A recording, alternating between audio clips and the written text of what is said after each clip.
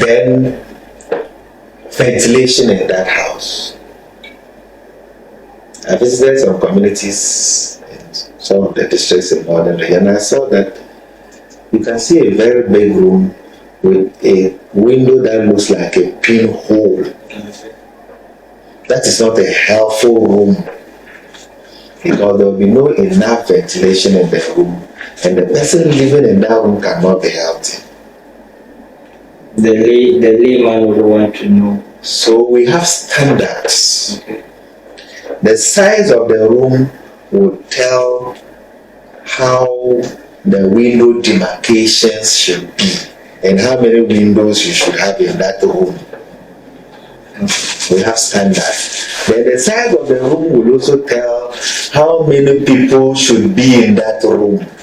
That's overcrowding, trying to avoid overcrowding. So we have standards, and it has been standardized by the WHO. For instance, a 20 meter squared room has specific number of people who can stay in that room, and we will not say they are crowded. Depending on their situation, if they are standing, the number that room can take, we can do the calculation. There's a formula for it. If they are sitting, the number of people the room can take can also be calculated.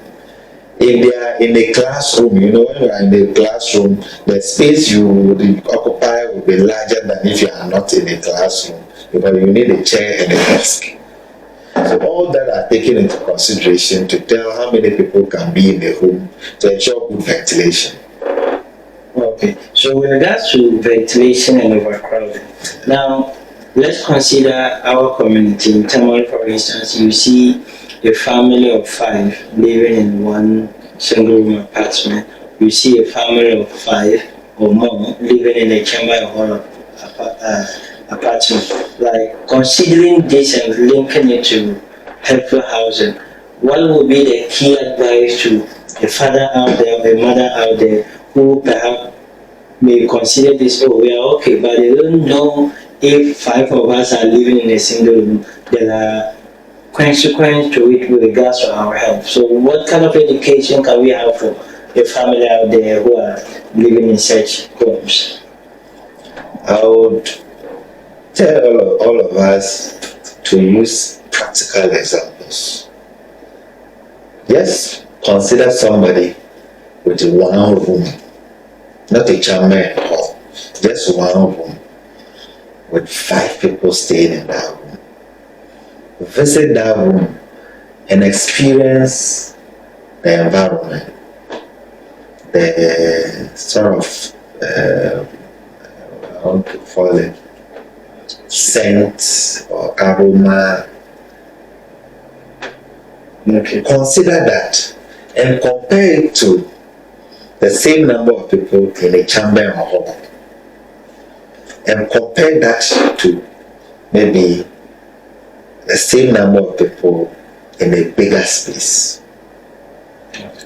Compare these environments and you would see that the one in the bigger space, the environment there is more serene and comfortable compared to the one with the chamber or hall and the one with the single. Because if 5 of you are staying in one room, maybe with 2 windows, or even in our local settings with just 1 window. 1, the amount of air available at any point in time for you to breathe in will become limited,